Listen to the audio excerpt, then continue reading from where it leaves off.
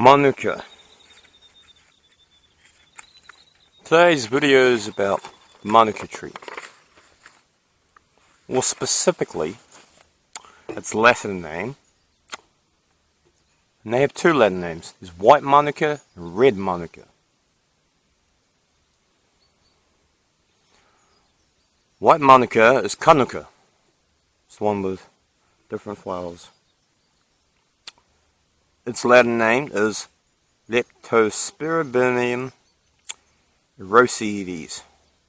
And Manuka is Leptospermum Scoparium. That's the common name is tea tree. It is a thin-seeded tree that is broom-like, has a lot of twigs, and it's like a heath.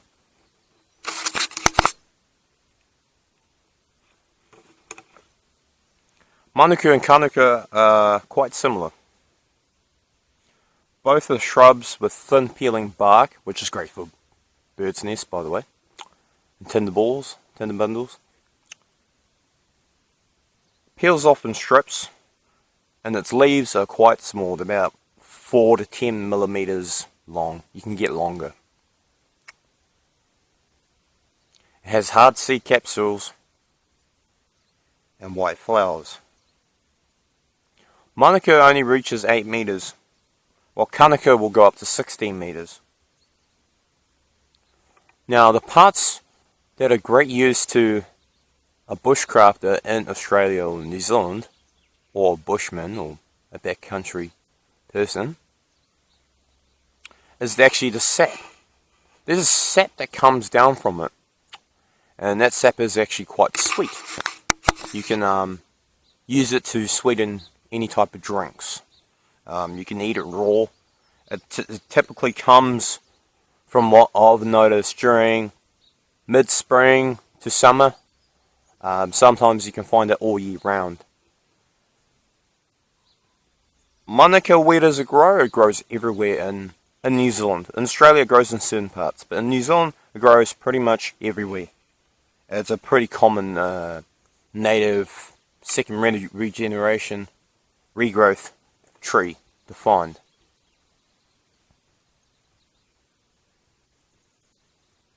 You can use the fresh leaves as a tea, hence the common name, tea tree.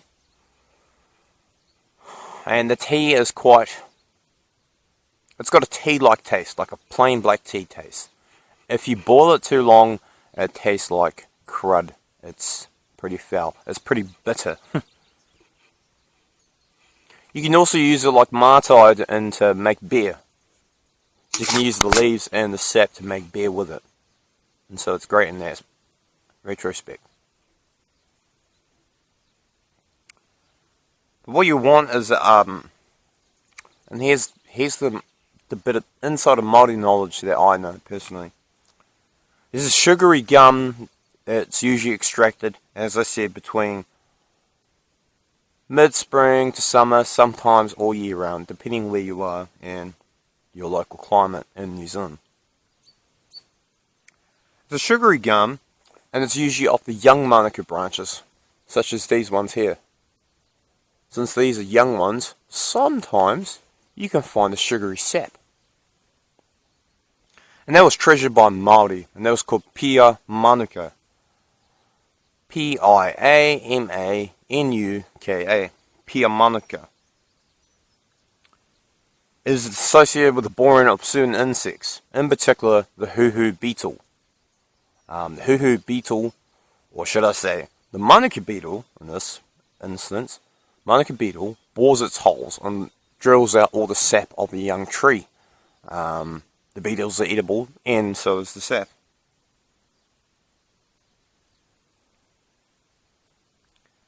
Traditionally, it was given to infants who were suckling, and adults took it to alleviate coughs, so it's good for coughs, flus, just to alleviate certain side effects. It's not common nowadays, Pia Manuka. Its sweet taste makes it something you should look out for. If you're ever around, look out for it. It tastes and looks like, say you had a clump of icing caster sugar and you mistakenly got it damp or wet. It looks like that. It starts to crystallize. That's what you want to look for. When you're making a tea with the leaves, young leaves, such as these ones, right here, all this is all young leaves. You only want a tiny teaspoon. What you do is, you boil your water, you drop your leaves in, you let it infuse for 5 minutes, and then you drink it. Now the taste, from what I can tell you, is like, it's kind of like Earl Grey tea, in a way. If you're an Earl Grey tea drinker, or a Ceylon tea drinker, it tastes quite similar in that respect.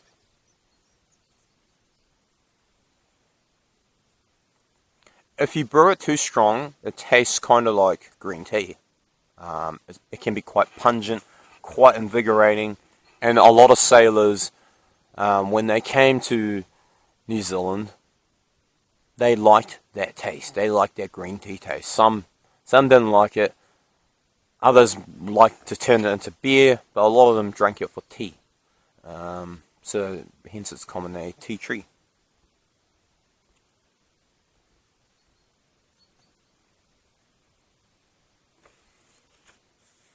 It has other purposes besides eatability, or parts of thereof that are edible. It is also used in pain relief. It is also used